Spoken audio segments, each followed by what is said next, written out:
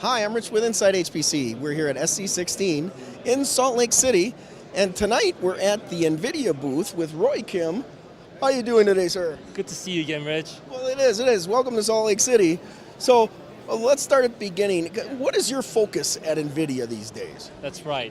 Well, GPU computing has really reached the tipping point, and you can see all the excitement around, a lot of green everywhere on the show floor, and that's because there is an interesting, a really important dynamic happening in HPC where AI and traditional HPC are coming together, and we're really helping fuel that in the HPC community. So there's a lot of excitement around AI, about deep learning, about machine learning, and you could just feel it in the air. It seems like, this was the show for AI, right? The opening talk was about cognitive computing and all that. But you had some exciting product things going on, Right. and I even kind of got behind. But why don't we start at this summer with the Tesla P100, because that seems to be a game changer for this deep learning. Right. P100 was designed from the ground up for AI. So to enable AI and accelerate AI, you needed to redesign how the GPU is built, how the GPUs communicate, putting the data close to the GPU as close as possible, and that really encapsulates what P100 is. It is an amazing GPU. And we also announced DGX1. It's an AI supercomputer in a box. As you can see, not only is it elegantly designed and beautiful, but it has 8 P100s in a box, all interconnected with NVLink. It has 2 powerful CPUs as well.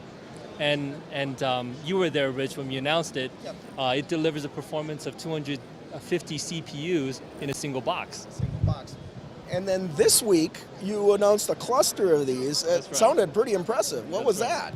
So we announced a new supercomputer. It is a 3.3 petaflop supercomputer, high enough to be ranked number 28 on the top 500 list, but more importantly, number 1 on the Green 500 list. And what is the main mission of that device? What is? Well, we have a lot of deep learning workloads within Nvidia.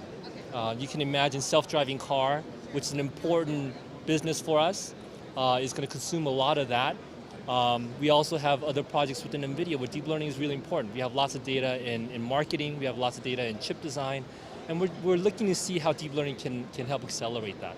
This week, with this show all about deep learning, what's been the reaction you've been getting from the attendees and the interest? How's it going?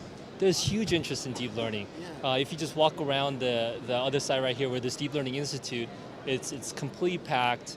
And I think scientists are looking to see how deep learning can solve some of the problems that was really hard to solve in the past. As you know, Rich, deep learning is about not writing mathematical algorithms, but just feeding models with lots of data, right?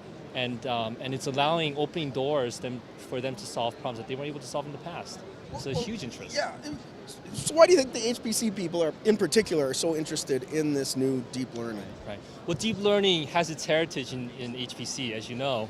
It's built on HPC types of servers with lots of GPUs. It's built on HPC software. MPI is being used in deep learning. Why it wasn't used outside of HPC in the past before deep learning came. BLAS libraries, FFT libraries, all HPC are critical to deep learning. And so I think that's part of the reason why there's a lot of interest from the HPC community. It's really from HPC that is born this whole revolution of AI. Well, I know you can't tell me about future products, but can you tell me the direction that NVIDIA is headed with this? What comes next? Right. We think that we are in a new computing era of AI. It's gonna go on for a long time. We're gonna double down on it. Our entire platform, GPU, software is gonna be about that. And so that's what you expect to see. I'm not gonna give you any more detail beyond that. Okay. Well, fair enough. Well, hey, Roy, thanks for sharing that with us today. Thanks, Rich. Good to see you again.